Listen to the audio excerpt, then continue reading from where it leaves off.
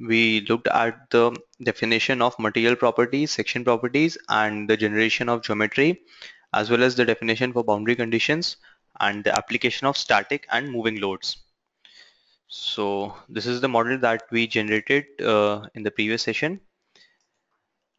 This was the elevations, and today we'll be defining the pre-stressing, and then we'll look at the definition of construction stages. After that, the definition for composite section of construction stage, and ultimately the analysis and design as per IRC 112. So this is the model that we generated in the previous session, the 3D view. We defined the sections, the tapered sections, and the boundary conditions. Now there are some changes that we need to make in this model. As you might remember that in the previous session, I generated the right span first and then used the mirror option to generate the exact replica on the left hand side. So while doing that, the temporary supports that I had defined for the right section that were put in the group temporary 2. So as soon as I used the mirror option, the boundary conditions were defined for the left span, but they are again in the same group temporary 2. But we need these supports, the temporary supports for the left span in temporary 1. So I'll be changing that by going to the top view, use this option unselect by window. I'll unselect these nodes. Now only the nodes for temporary supports for span 1 are highlighted, and I'll drag and drop the temporary 1 group here. Click on OK. So now temporary 1 group contains the nodes for temporary supports for span 1, and temporary 2 contains for span 2. So this has been changed, and apart from this, the group for live load that we defined yesterday, that was for the cross beams group. So it should contain all the members. That means the transverse members for span 1 as well. So I'll just double click on the dummy material, activate it, and I'll right click on diaphragm and click active plus, because these are also transverse members. And now I'll select y-axis here and use the option select all. So basically I'm selecting all the beams parallel to y-axis, and then I'll drag and drop the live load group here. So now the live load group contains all the transverse members, and now I'll activate all and change this to none. So now before defining the pre-stressing profiles and properties, we'll define the structure groups. So new, I'll create the group construction stage 1 to 4, click on add, and then I'll define a group for cross beams, click on add, and one more group for deactivation.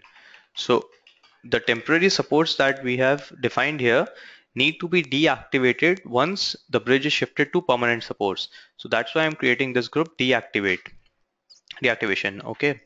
And now for construction stage 1 in CS1, the pier and the pier cap is erected. So I'll select the pier, click on activate, and then right click on pier cap mid, active plus, right click on pier cap left, active plus, right click on pier cap right, active plus. So these are the elements which will be activated in construction stage 1. So I'll use this option select all and drag and drop construction stage 1 here. And next in construction stage 2, we'll have only the girders for the first span will be activated. So I'll select them by using this material M40 and click on activate, and I'll do one thing, I'll deactivate the pier. So inactivate this, and I just need to activate the girders for the first span. So for doing that, I'll select the girders. Now these two sections here we'll have the diaphragm section, and these two will be casted with the diaphragm. So we'll be selecting the sections from here till here. Sorry, first of all we'll have to select this, and then from this is our diaphragm section. These two sections will be casted with the diaphragm itself. So from here to here. So these will be our girders for the for the first span that will be activated in construction stage 2. Hmm. So I'll drag and drop the construction stage 2 here and then deactivate it. Next, I'll define the same for construction stage 3, in which only the girders for second span will be activated. So I'll select the girders.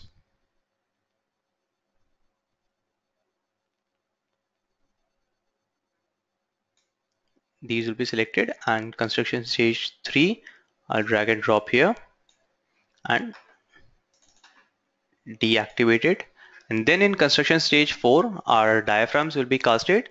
So I'll right click on diaphragm and select active plus. Uh, Before that, we need to keep in mind that in construction stage 2, when the girders for the first span are activated, so at that time only we'll have the temporary supports for span 1 activated as well. So we need to select those nodes as well. So for doing that, I'll select those nodes also and the construction stage 2 elements as well as those nodes. And now I'll drag and drop again. So it contains the nodes for temporary supports as well as the girders. The same procedure for the second span as well. I have to select the nodes for temporary supports and then drag and drop. So these have been added, and for construction stage 4, I'll again select the M40 and activate them.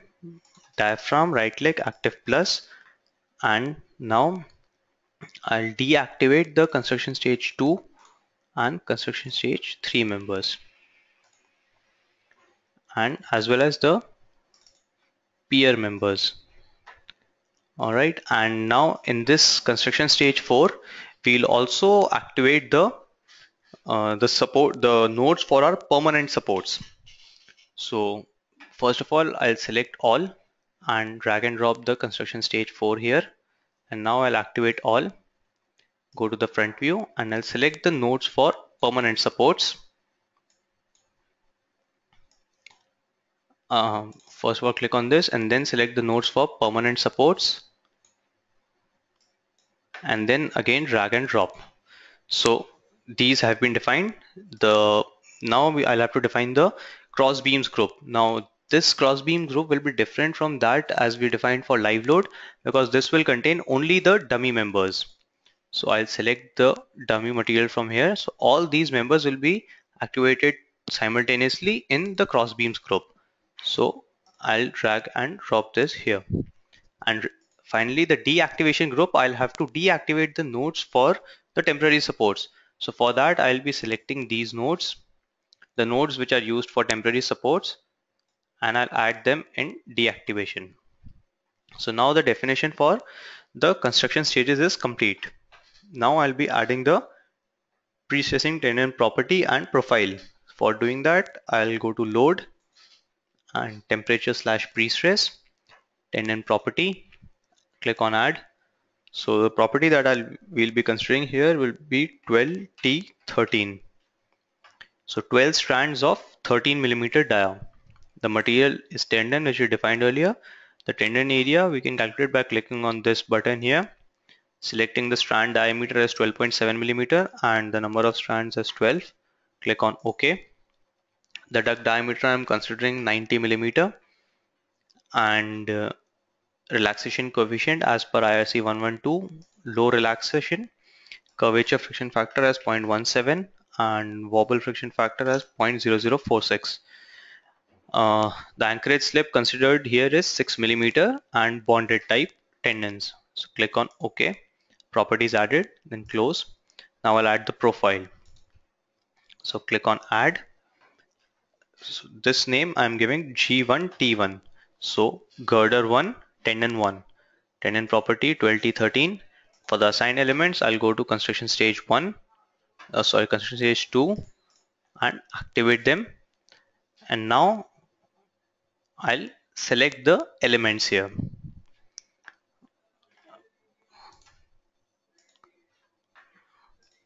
I'll be selecting the elements here, assigned elements. So I'll go to the top view and use this option, select single, and select the elements.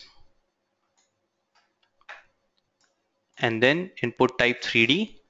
The coordinates are entered 0, 0 and minus 1.75. This entering of coordinates, this table can directly be copied from Excel as well. 11.5 minus 2.075. So I've entered 2 points, and then I'll click on this make symmetric tendon. So the complete profile will be generated, and then I'll have to select the profile insertion point. So that will be this element right here, and then click on OK. So the profile is added, and if you want to see the profile, this is the first tendon profile that we have added. We'll add the rest of the profiles. So click on add and G2 T2 sorry G1 T2 for girder 1 and tendon 2. Tendon property, again this assigned elements, select previous.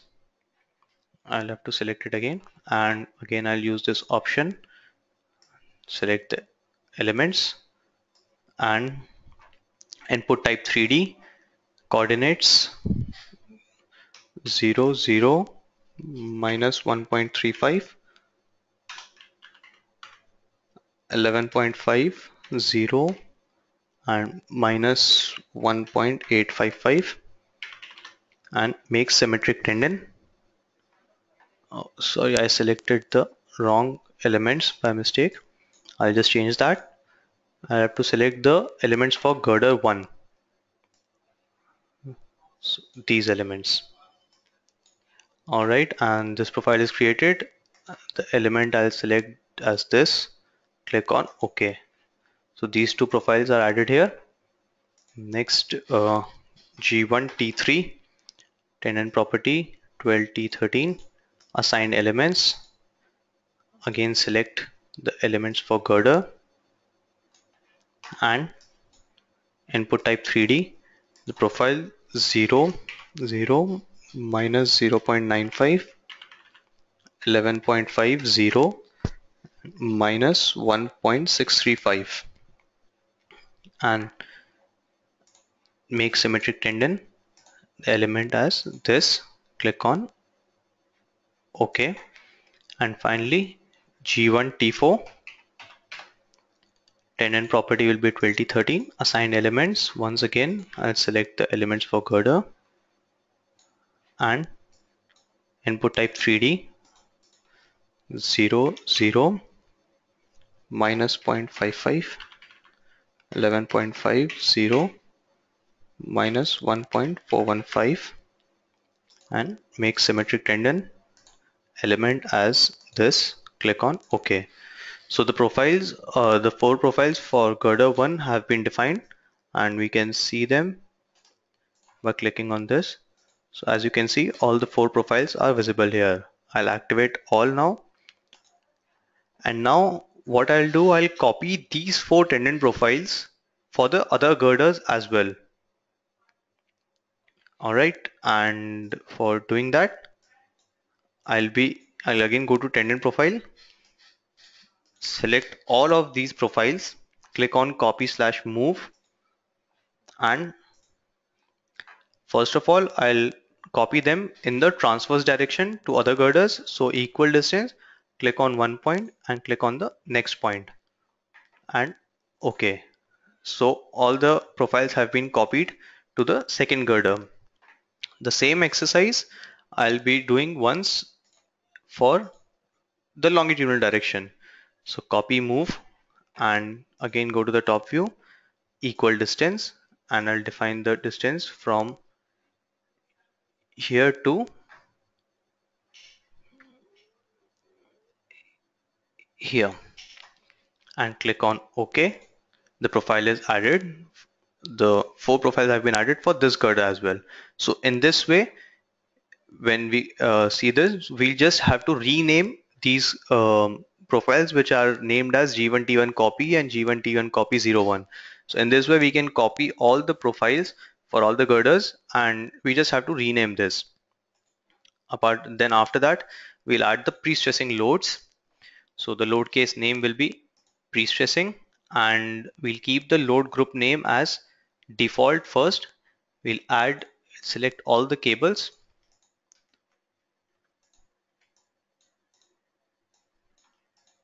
and we'll enter the stress value for both the ends as I change the unit to Newton and millimeter and then add the pre-stressing load group name as default and select all the cables, add stressing at both the ends 1395 Newton per millimeter, click on add. Now since we have created these groups PS11, 12, 13, 14 and etc. So what we can do, we'll go to this, right click on this, go to tables and here we can change the load group. Change the load group to corresponding groups that we've assigned. So as I told you that we can copy these profiles in the transverse direction as well as longitudinal direction for all the girders. So now here to save time, I'll open a model in which I've already copied the profiles for all the girders and assigned the corresponding groups.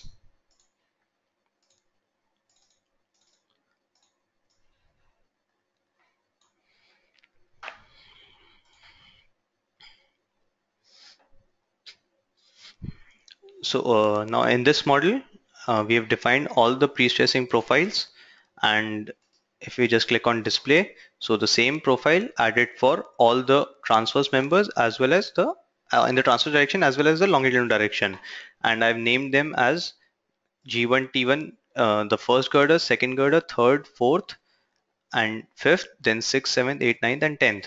So these profiles have been added, and if we go to the pre-stressing loads and right click on this tables, so the corresponding groups have also been changed here. All right, so now we'll be defining the construction stages. The groups, everything was defined, and now we'll be defining the construction stages. So for doing that, I'll just undisplay the profiles. And now for defining the construction stages, we'll use this option right here, define construction stage.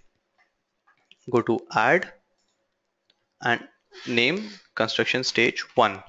So the duration for construction stage 1 I'm keeping as 14 days, and the elements to be activated in construction stage 1 will be CS1 that the group that we selected earlier, in which we have kept the pier and the pier cap. Now this age here implies that at the starting of construction stage 1 these elements have this much age strength. So basically the pier and pier cap will have 14 days strength at the starting of construction stage 1. So that is what means by this age. So I'll click on add, and for the boundary I'll activate the boundary for the substructure. Click on add, and for the load I'll activate the self weight. Self weight that has to be activated on the first day of the first construction stage. And as soon as new elements will be added in further construction stages, so the self weight for those will be considered. So click on add and OK. So first construction stage is added here. Next, CS2, I'm keeping the duration as 28 days. And in this case, we'll activate the girders for the first span at the age of 14 days and add. For the boundary, we'll activate the temporary one, that is the temporary supports for the first span. Click on add, and for the loads, these pre-stressing 11, 12, 13, 14, these are the pre-stressing for the 4 cables for span 1. So I'll activate all 4 on the first day in construction stage 2. Click on add and OK. So basically in construction stage 2, the girders for the first span are activated, which are resting on temporary supports, and the pre-stressing is done for this span girders. Now in construction stage 3, CS3, again the duration as 28 days. I'll activate the elements for CS3 which are aged at 14 days. Click on add boundary for temporary 2, add, and load the pre-stressing for the second span, add. Click on OK. Next, construction stage 4 with the duration of 14 days. And in this, we'll add the elements for CS4. Those were our diaphragms and the bottom nodes, the nodes for the permanent supports. So those at the age of 14 days, click on add. And apart from this, we'll activate the wet concrete load in this stage. So as I told you, the activation of wet concrete load implies that the casting of slab has begun. So I'll activate the wet concrete load on the first day. Click on add, OK. And now construction stage 5 with the duration of 14 days. In this, the cross beams will be activated, aged at 14 days. Click on add. And in the same stage,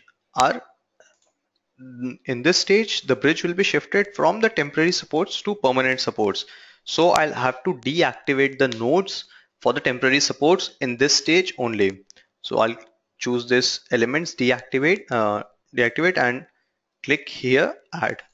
So this group will be deactivated and the redistribution will be 100%. In the boundary group, I'll click on the permanent and add it, as well as I'll have to deactivate the temporary 1 and temporary 2. So in the deactivation tab, I'll click on add here. Apart from this, at the load, I'll deactivate the wet concrete load now because the slab has been casted now. The composite action will be taking place in this stage. So I'll deactivate the wet concrete load. So deactivate on the first day, click on add.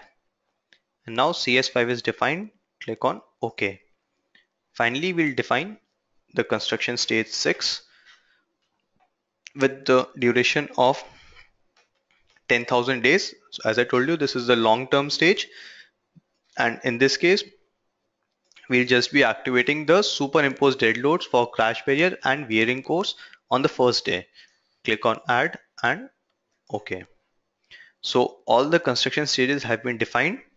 And now we'll define the composite section for construction stages. So I'll just brief you once again for the construction stages. We'll look at this figure. In construction stage 1, we have activated the pier and the pier cap, as well as the boundaries for the substructure. In construction stage 2, we have activated the girders for span 1, which are resting on temporary supports, and the pre-stressing for these girders is activated in CS2. Then in CS3, we've activated the girders for span 2, which are again resting on temporary supports, and the pre-stressing for these girders are also activated. Then in CS4, the diaphragm is activated, but the bridge is still resting on temporary supports, and wet concrete load is activated in this stage, which means that the casting of slab has begun. And then in CS5, the dummy members are activated and the wet concrete load is deactivated. Apart from that, the bridge is shifted from the temporary supports to permanent supports. So we have to deactivate the nodes for the temporary supports. And then in CS6, we have activated the superimposed dead loads for crash barrier and wearing course on the first day. And CS6 is basically for studying the long-term effects. So now going back here, now we'll be defining the composite section for construction stages. So we'll have to define that at which stage the composite property will start. So for doing that, I'll use this option, composite section for construction stage. Click on add. And so first of all, in construction stage 2, we are activating these elements right here in midsection. So here I'll select the part 1 will be girder and part 2 will be the slab. So here we'll be selecting the material M30 for slab, and the composite stage will be construction stage 5, because in that stage the slab casting will be complete. We have deactivated the wet concrete load. So that is the stage where the composite property will start. And the age for both 14 days. Sorry. I'll add once again. Construction stage 2 and select for part 2 I'll select the material M30, composite stage construction stage 5, age 14. Now this is a notional size that as I told you earlier, we entered the value as 1000 millimeter. So this is the value which was calculated by the program, and this is the value which will be used for the calculations. And I'll click on apply. So this has been added. For the same construction stage, I'll have to define it for support section. So for support section also material type for part 2 I'll define the material as M30 and the composite stage will be CS5 with the age of 14 days.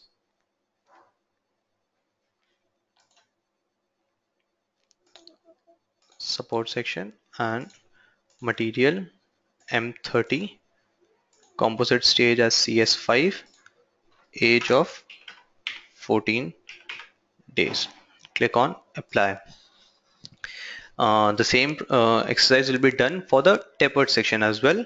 So support to mid, and for this again part 2 element material, select the material as M30, composite stage will be construction stage 5, age 14 days. Now for the tapered sections, we'll have to manually calculate the values for the notional size. So I'll take the average values for the mid section and the support section. So that will be 0.46 and 0.23. Click on apply, and one more for mid to support. Again the material and M30, composite stage as CS5, age of 14 days with notional size as 0.46, 14 days, 0.23 and apply. Apart from this is for the construction stage 2 where only our girders for span 1 are activated. Now we'll define the same composite sections for construction stage 3 as well, where the girders for span 2 are activated. So CS3, and again defining for the mid section material type material and selecting M30, composite stage will be CS5, the age 14 days for both. Click on apply. And next for support section, again selecting material M30, CS5, age will be 14 days. Click on apply. The same exercise for mid to support section, material M30, CS5, age of 14.46, 14.23. Click on apply and support to mid. For part 2 material type material and M30, CS5, age of 14 days, 0.46, 14.23 and apply. Now these have been defined, but if you remember in construction stage 4 we have activated the diaphragm, and with that diaphragm some portion of the girders are also activated, which are support sections. So if I go to construction stage 4 and I select the support sections, so these sections, for these sections also I'll have to define the composite property. So again for doing that I'll go to this, select the material as M30, active stage as the composite stage as CS5 and the age of 14. Click on OK. So now the definition for composite section for construction stage is also complete. We've defined at which stage the composite property will start acting. So this is complete. We've defined the construction stages, the composite section for construction stage, and all this, the loading definition, everything is complete. Now I'll be defining the reinforcement for the sections. So for doing that, I'll go to the Properties tab, Section Manager, and Reinforcements. Here I'll select the midsection and longitudinal reinforcement. Click on Multi-Add, and then input method I'll select as method A, that is line. Reference Y will be centroid and Z will be top. So I'll enter the values here, 0.05, and I'm considering 20 bars at the spacing of 150 millimeter with the diameter as 16 millimeter, and this reinforcement will be in my slab. So part 2, click on OK. So as soon as I click on OK, you can see these blue bars here, which are the reinforcements that we have defined. And now I'll also define the shear reinforcement. I'll not define any reinforcement for the girder, as we've defined the pre-stressing in the girders. So I'll define the shear reinforcement now. Diagonal reinforcement with a pitch of 0.2 meters, angle 90 degree, and for this area I'll again click on this. Consider the diameter as 12 millimeter and 2 number. So this area is calculated. Click on OK. So this reinforcement has been added, and I'll click on apply. So the reinforcement for midsection is added here, and now I'll add the same for support section as well. For support section, again longitudinal reinforcement, click on multi-add, input method as method A, centroid top, Z as 0.05, and the support section again 20 numbers at the spacing of 150 millimeters, and the diameter for the support section I'll consider as P20 part 2 and OK. So this has been added here. And now for shear reinforcement, at the I end, diagonal reinforcement, pitch of 0.2, angle 90 degree, and the area calculated from here, the diameter P12 and number 2. Click on OK. So the reinforcement definition is complete for this, and click on apply. So now we've defined the reinforcements for the sections as well, and now we'll be defining the load combinations. The load combinations, for doing that I'll go to the results tab, click on load combination, and I'll just delete these two and go to concrete design, and I'll add here, first of all I'll add one for moving load. So I'll keep this as inactive and type as envelope. So in this case I'll add the load case 3 class A with a factor of 1 and 3 and class A plus 70R. So this has been added here. Next I'll create one for SLS. This is for serviceability, add, and the load cases that I'll consider here is first of all moving load, and then we'll have to consider all the loads which are defined in the construction stage load case, because these construction stage load cases which are these dead load, tendon primary, tendon secondary, these are the cases that we are considering at the end of last construction stage. So those results will be considered when we select these loads. But before defining the load combinations, I'll define the analysis control data for construction stage analysis and moving load analysis.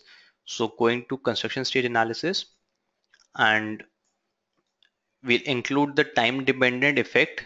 Click on this time dependent effect control, and we'll consider the time dependent effect for creep and shrinkage, as well as uh, the elastic shortening. Click on OK, and the beam section property will be constant. Apart from this, we'll have to define the loads here because as soon as we see the results for any construction stage, so for the load case dead load, it will consider all the loads except for pre-stress loads and the creep and shrinkage loads.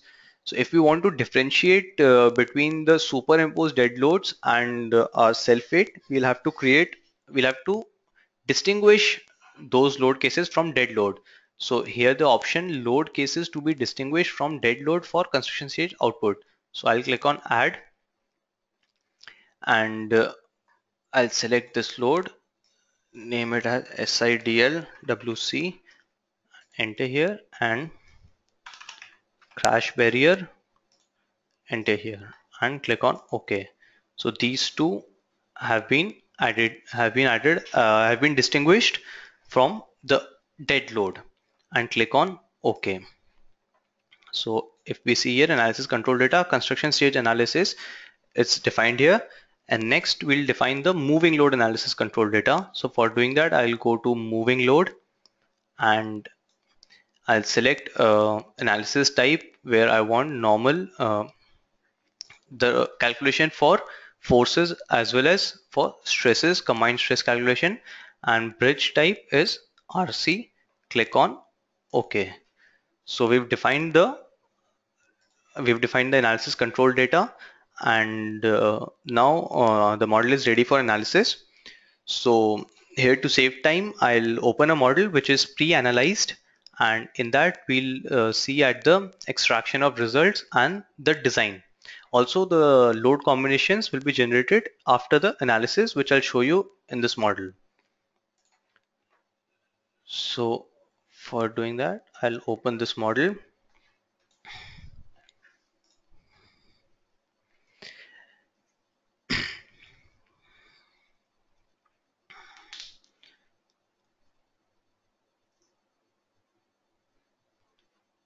Now, this is an analyzed model, the same, in which all the construction stages are defined in the same way which we defined earlier, and the analysis control data as we defined. The two load cases are separated and everything is same in this, and the reinforcement definition. And now we'll define the load combinations. So going to load combinations, concrete design. Here we've defined first of all moving load, in which I've considered the load cases and it is kept as envelope. Then I've defined one load combination for serviceability limit state, in which we have kept all the loads, dead load, SIDL wearing course, crash barrier, tendon primary, tendon secondary, and creep. For creep and shrinkage, we only consider the secondary forces. That is because for creep primary and shrinkage primary, the program applies virtual forces on the elements and then calculates the effect for the creep and shrinkage. So basically, the effect for creep and shrinkage is considered only via creep secondary and shrinkage secondary. So only those loads will be considered when we are adding in the combination. And then one more load combination is created for the ultimate limit state. So in that, basically I've changed the factors. So for SIDL wearing course, the factor is 1.75, and for SIDL crash barrier it is 1.35, and rest for the moving load it is 1.5. So this definition is complete, and now we'll look at the results. So going to results, and first of all we'll look at the bending moment. So I'll go to forces, beam diagrams, and I'll select, we are in post construction stage. So I'll select this max ultimate limit state, and we'll look at the moment about Y direction. Click on apply. So this is the moment diagram that we are getting for the ultimate limit state. And apart from, and if we just zoom in here, we can see that we are getting a hogging moment at the center support. So basically this implies that we'll have to provide reinforcement in the slab at the at the location of pier support to neglect to overcome this hogging moment here. And I'll also show you the moment for the SLS case, max serviceability, and click on apply. So the pattern is going to be the same. And next we'll look at the stresses. Stresses going to beam stresses diagram, and here we'll see in the service stage first. So at the service stage, we'll see the stresses at the bottom for part 1. So part 1 is our girder, and for the girder we'll see the stresses at the bottom for the load combination serviceability. Click on apply, and as soon as we click on this, so here you can see that the bottom bottom part of the girder, it's in compression. So if the stress profile is below the line, it is in compression, and if it is above, it is in tension. So this is the check for the SLS check, the SLS stress check at the time of service stage. And we'll also look at that for the transfer stage. For the transfer stage, we'll go to construction stage 2, and we'll see the stress profile. For the summation for all the forces, we'll see the stress profile at the bottom and then at the top as well. So as you can see that it is completely under compression, and that's why the girders will not fail. So in this way, and if I just click on this option values here, so it will show me the values for stresses at the different locations. So I'll change the unit to Newton millimeter.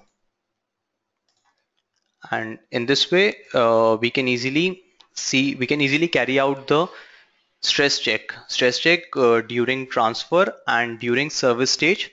So for carrying out the stress check, this is the way we can do it.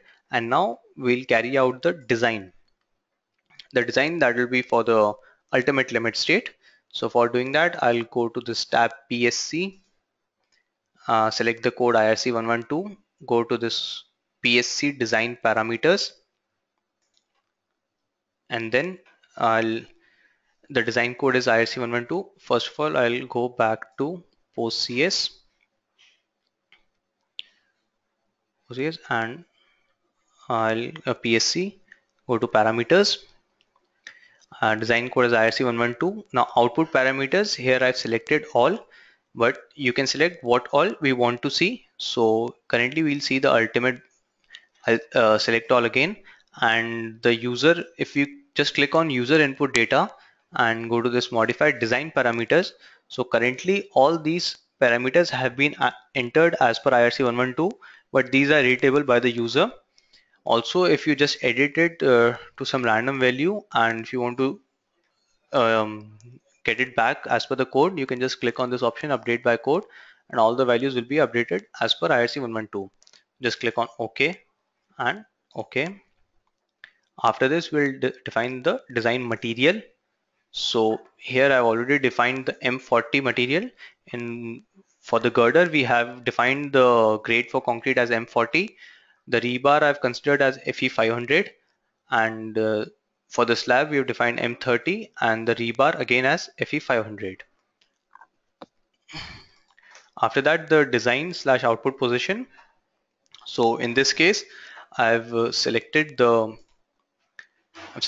design and the output position for these elements 49, 148, and just go to this design position. So it will ask us the position for PSC design.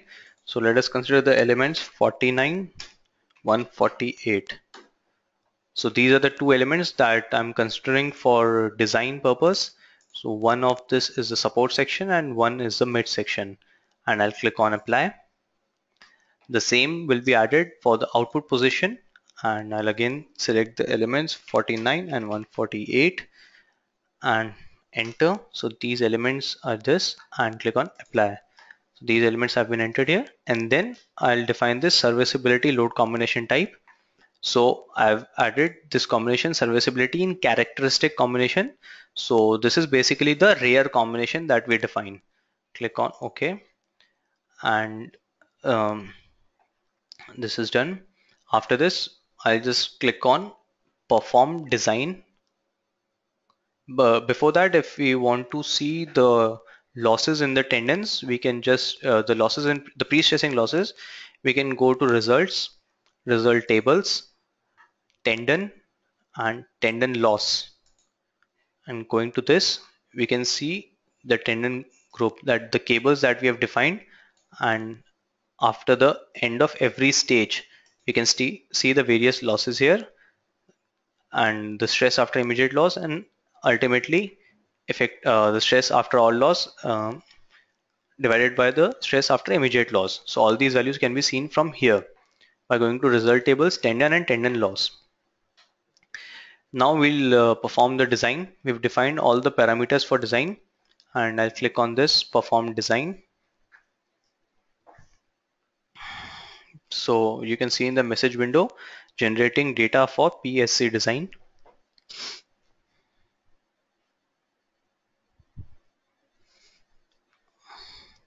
So as soon as it shows that reading PSC design result, it means that the design is complete. And now I'll click on Excel report. So it will generate the Excel report.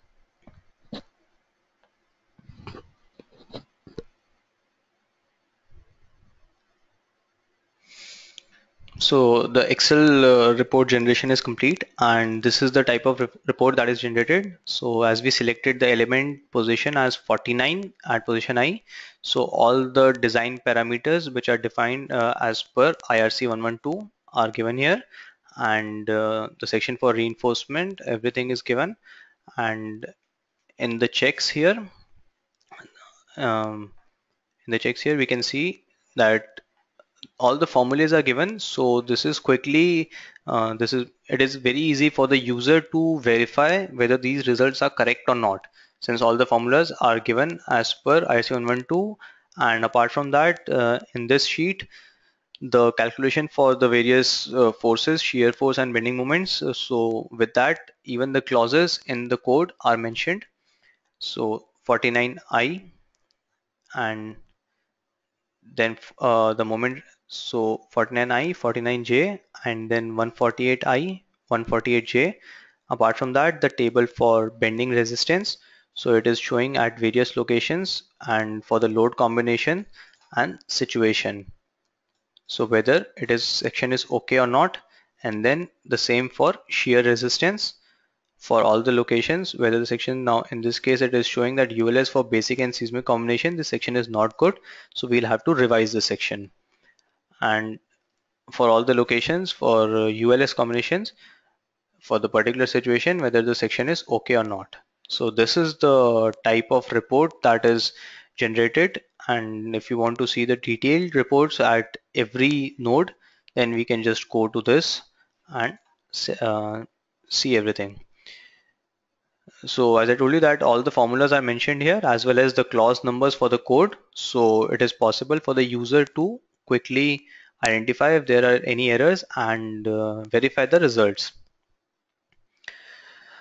So this is the report, and this completes our session. The design for two-span PSC continuous composite eye girder bridge. And now I'll just brief you through some other features that we have for this.